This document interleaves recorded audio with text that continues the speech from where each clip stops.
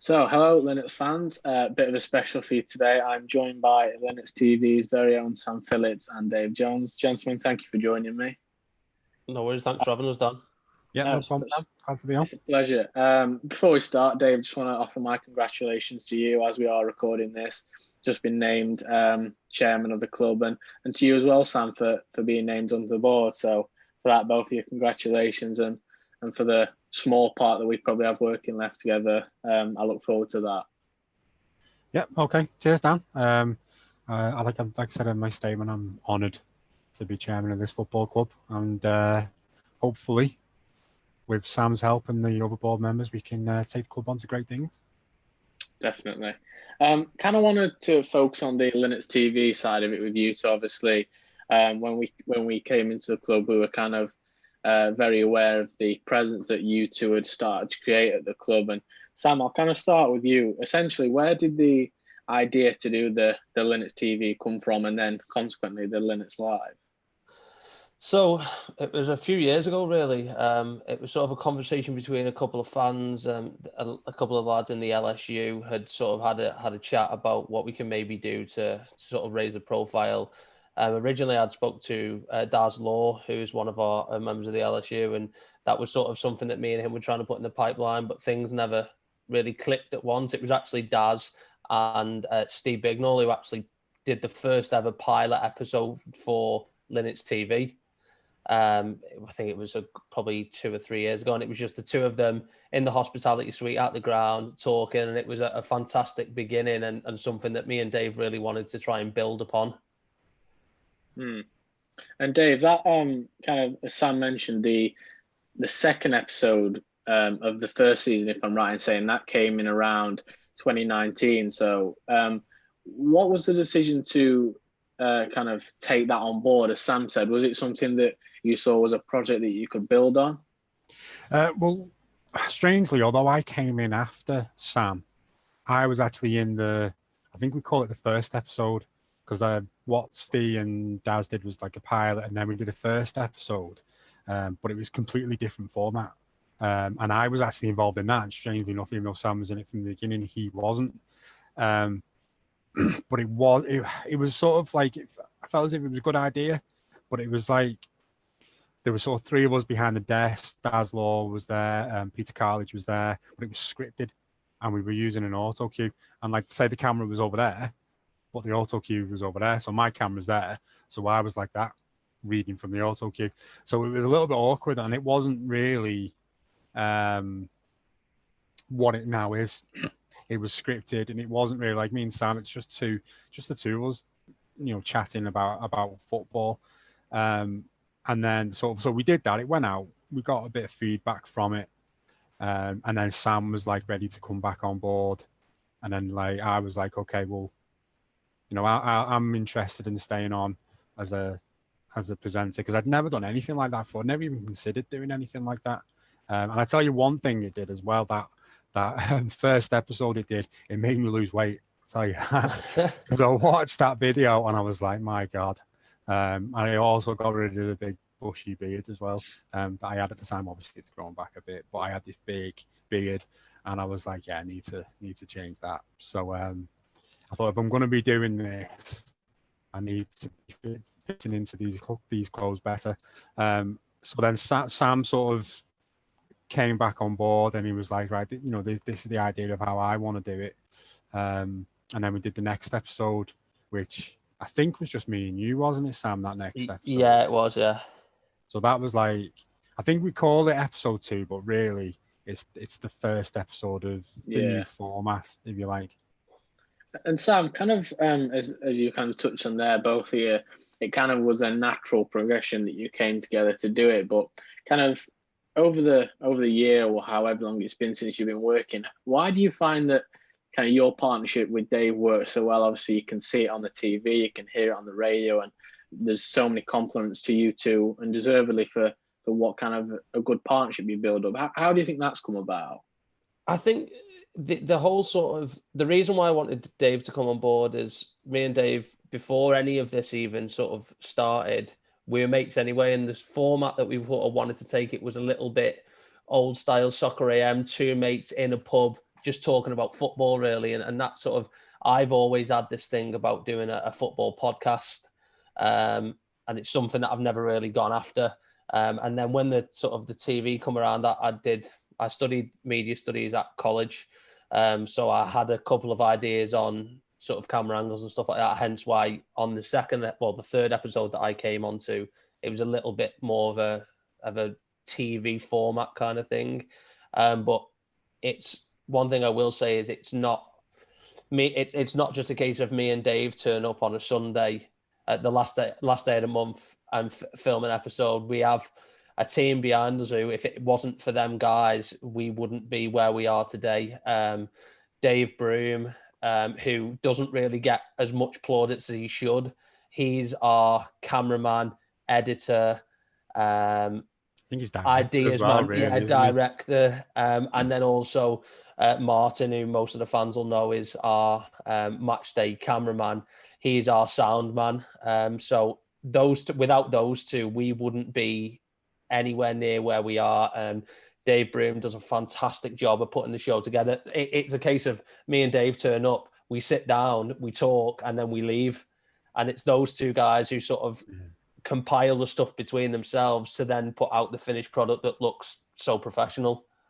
But I think with me and Dave, it was just a case of we're friends, and we wanted to take it as taking everything that the fans talk about in the stand and just put it in front of a camera so the fans can relate to what was being said kind of thing. So it was just a case of, we're both mates, let's just have a chat about the match that we went to, and everyone else can go, oh, I remember that, or, oh yeah, that goal was really good, I remember doing that one as well. The funny thing from that point of view is, though, I'm saying to Sam all the time, is the amount of times like I have to remind myself of what happened in a certain game, because I forget everything, and I can't even remember. Like, I have to have idiot notes written down on me just to remind me like who scored and stuff like that. I can't remember anything. But just to touch on what Sam said there, I think the reason why it works so well is because there's nothing fake about it. And the thing is, if you watch the episodes of the TV shows, the way it goes along, Sam's quite, he's a bit of a performer anyway, Sam, even when the camera's not on. So he's quite relaxed. Me, I think you can see me relax into it as it goes along, and if the camera wasn't there, that's just kind of what me and Sam would be doing anyway. We'd just be talking about the footy and winding each other up and having a laugh. So I think that's why it works. I think it kind of perfectly brings me on to the next question I was going to ask you, because having kind of looked into where you kind of started and where your most recent was at, I'd say personally, the kind of growth in kind of both of your presence on it, the kind of standard of production, in my opinion, has grown even in a year's time. Does that something you see as well, that as you kind of mentioned there, you got more comfortable, you kind of grew into it, and from there, the product in general just started to improve? Yeah, and I think we also because we got more confident in it, and because I was more relaxed, I was more confident, and sort of like Sam said before, Dave Broom, the ideas man, was coming up with all of these ideas, and you only have to look at the intros and outros to see, we were having fun with it.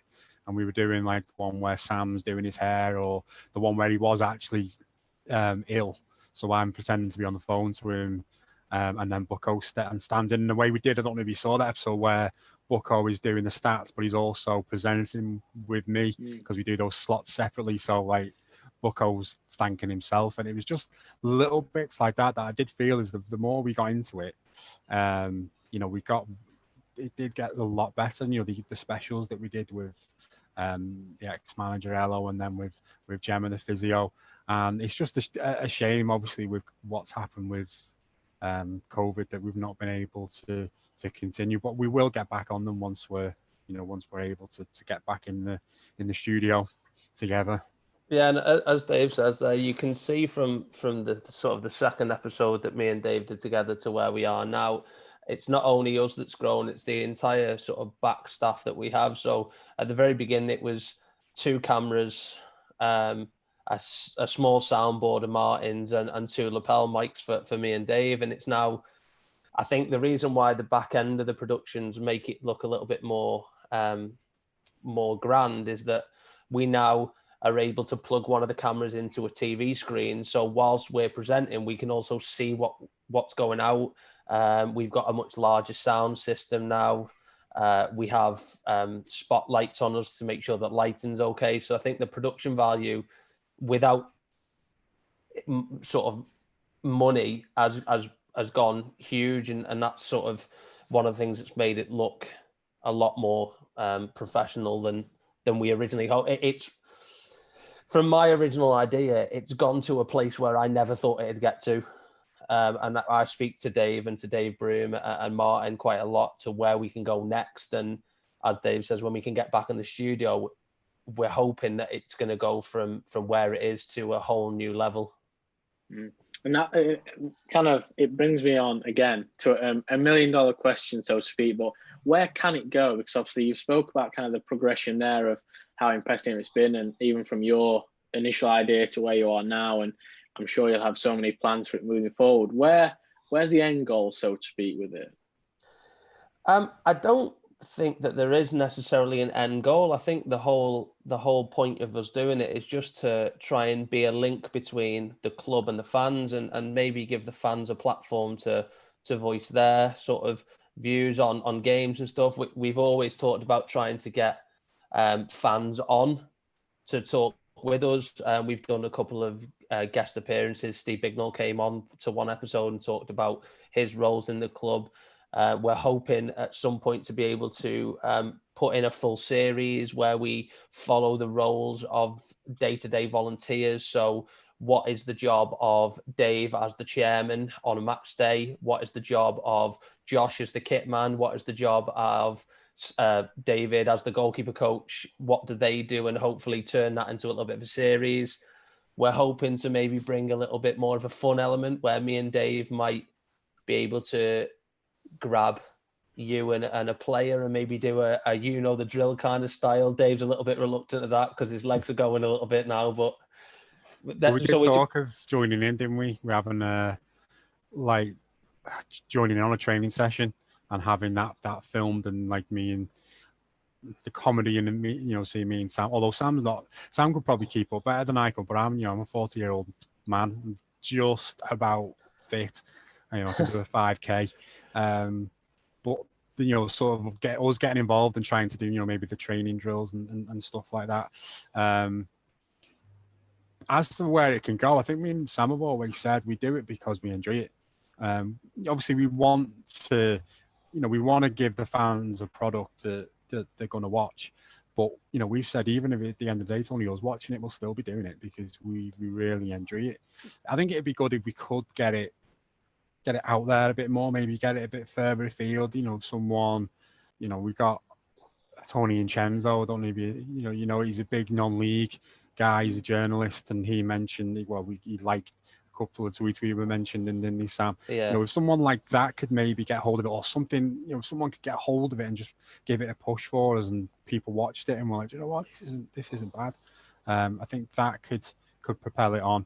And ultimately it's about raising awareness at the club and getting the club out there. And we don't just want people watching the show on YouTube. We want people to watch the show on YouTube and think, you know what, this Linnets looks all right. Looks like good good fun. So a bit like you have, Dan, where you and the other lads have turned up and you've watched us play, you've got involved, and you're fans now. You enjoy coming to the games, and that's what we want. We want people to watch it who maybe aren't fans, and then they think, you know what, I'll go along and have a look and see what it's all about. But I think there's about 70,000 people in Runcorn.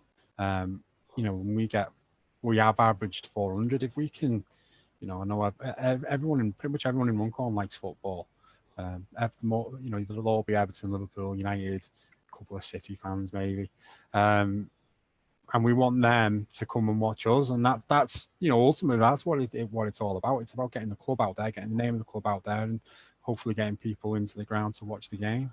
As Dave said there, whether we got 3 views on an episode or 3,000 views, we'd still do it the next episode anyway, because we do it because we enjoy it, and that's the whole reason why this all began. Because we just thought, what can we do to try and up the level of media attention and this was the sort of the natural progression of taking it there.